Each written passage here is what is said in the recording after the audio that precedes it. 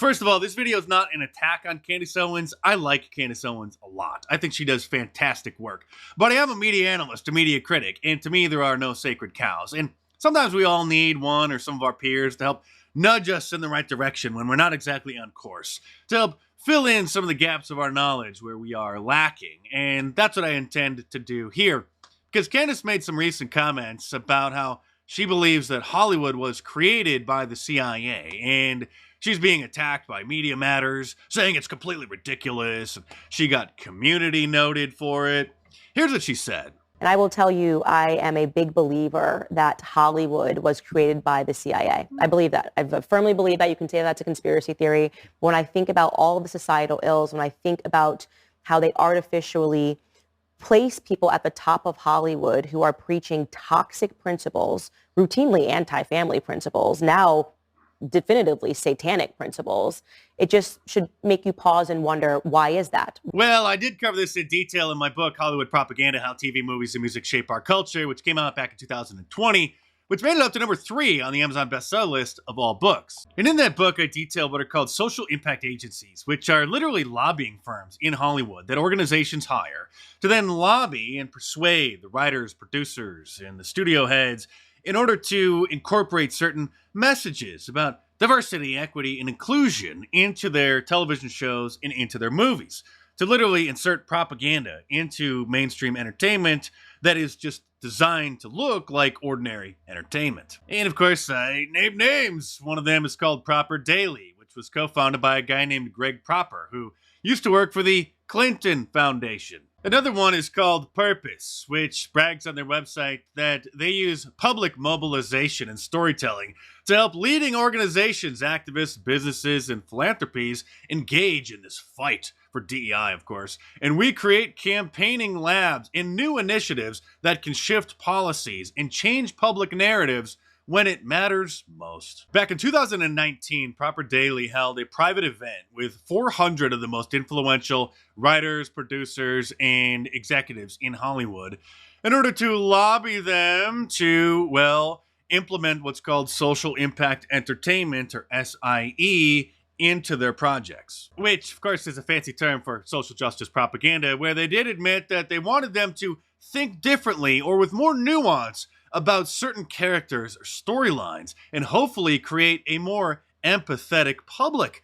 In other words, they were lobbying them about the kinds of messages that they wanted to be inserted into mainstream entertainment in order to shift public sentiment about, well, certain issues like Black Lives Matter and LGBTQism. These are not PR firms. These are lobbying agencies. And unlike lobbying in Washington, D.C., which does have a bunch of strict rules, which, of course, the lobbyists and members of Congress, other public officials always break, but there are rules in place regarding the kinds of gifts that can be given in order to try to avoid bribery, because bribing a public official in order to get them to vote for or against something is against the law. But there are no laws about social impact agencies giving gifts to writers, producers, studios, in order to encourage them, to persuade them, to lobby them, to get them to do what it is that their client is paying the social impact agency to get them to do. So GLAAD, the Gays and Lesbians Against Defamation, basically functions as a lobbying firm on their own, and probably also employs some of the more powerful and well-connected ones like Proper Daily, Purpose, and others through their GLAAD Media Institute and their annual Studio Responsibility Index, which is a report that they put out that tracks the number of LGBTQ characters and plot points in all the major television shows and all the major networks and movies. And they use that in order to persuade, to harass, to coerce the studios into making more of them every year. Because it's never enough, and they're never happy, and they're never going to be happy. And their 2023 Studio Responsibility Index report is 90 pages long. And it tracks all the content from all the major studios, including Amazon Prime and Apple Plus and Netflix, Walt Disney, of course. And then this report is used to create the DEI score for the studios. And as you can see, Netflix had 22% of their total films that the studio produced last year were LGBTQ inclusive. And so they only rated them fair. 22%, almost a quarter of their films have it in there. But that's not even good. It's just fair. Paramount Global, 29%. Sony Pictures, 21%.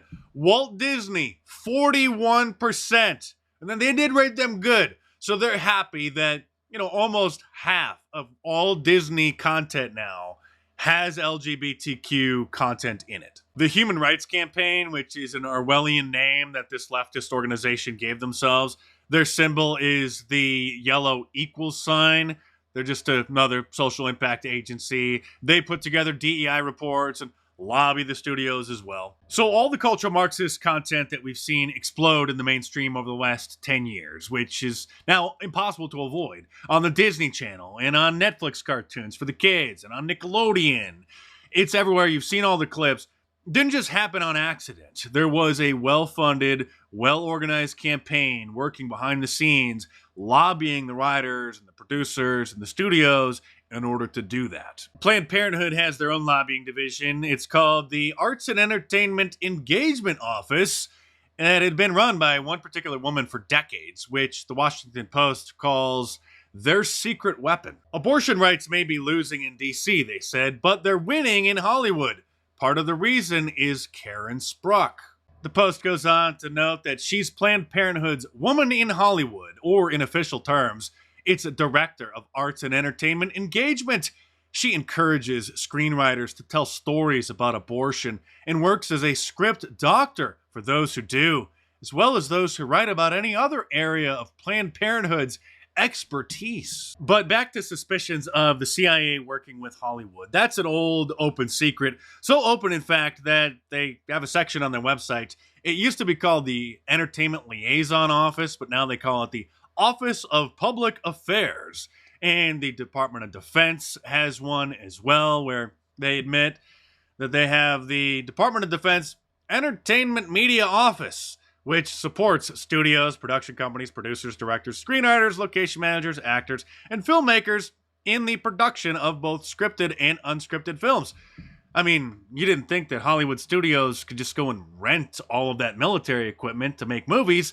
They have to get it from the government, which gives it to them for free as long as those films are going to be pro-war, pro-military industrial complex. This is why Katy Perry's music video for her song Part of Me was shot on Camp Pendleton, a Marine base in San Diego. And the entire theme of the music video was a recruitment ad for the Marines, because she gets dumped by her boyfriend and then she sees an ad and she goes and joins the Marines. And it's amazing. Sign up, boys and girls, and you too could be sent off to defend the borders of foreign countries. But it gets even better. In his memoir, Company Man, 30 Years of Controversy and Crisis in the CIA, former CIA officer John Rizzo admits that the agency recruits celebrities as intelligence assets and then uses them on missions when they're overseas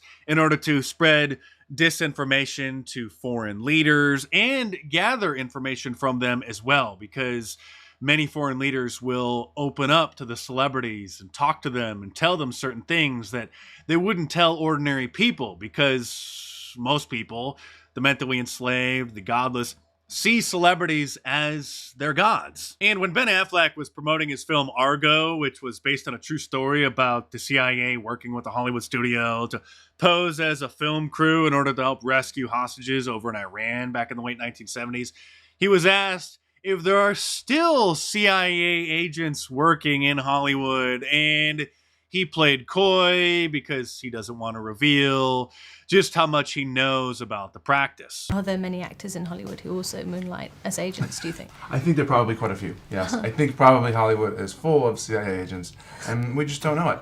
And I wouldn't be surprised at all to discover that, this was extremely common. Well, at least he was fairly honest. I mean, he played dumb, but he did give an honest answer because, well, of course they are. I don't even need to get into Operation Mockingbird or the Church Committee Intelligence Report, which I've quoted from directly numerous times over the last almost 20 years as a media analyst and how nobody else really wants to talk about it, although Robert F. Kennedy Jr. did mention it on a couple podcasts last year, but it went right over the podcasters' heads. And I'm not going to show the footage from the actual church committee hearing from 1975 again, where the then director of the CIA was confronted about the agency paying off the heads of the major news networks and paying reporters under the table to function as propagandists and gatekeepers for the deep state. Regular viewers of my YouTube channel over the last 17 years that I've been on YouTube have seen it probably dozens of times. Sadly, regular viewers of Ben Shapiro's channel have never seen it because Ben Shapiro has never mentioned Operation Mockingbird once in his entire career. And to her credit, Candace Owens has tweeted about it a couple times and talked about it on her show, which is more than we could say for 99.9% of the other conservative ink and mainstream conservative pundits, talk show hosts, podcasters, etc.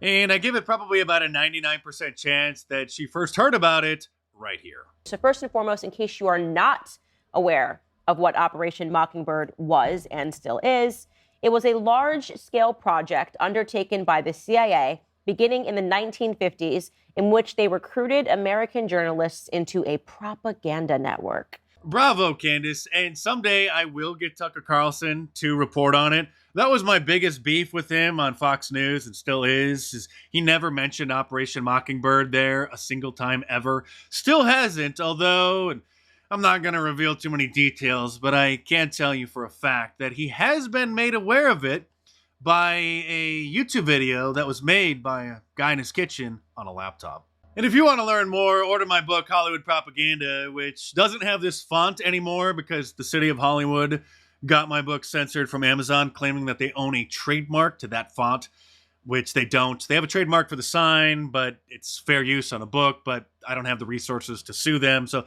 they did get this version banned. So those who bought it when it first came out back in 2020 have a collector's item. But the book, thankfully, is back up. It has a different cover. Same cover, just a different font. So order Hollywood Propaganda, How TV Movies and Music Shape Our Culture in paperback from Amazon.com or click the link in the description below and check it out.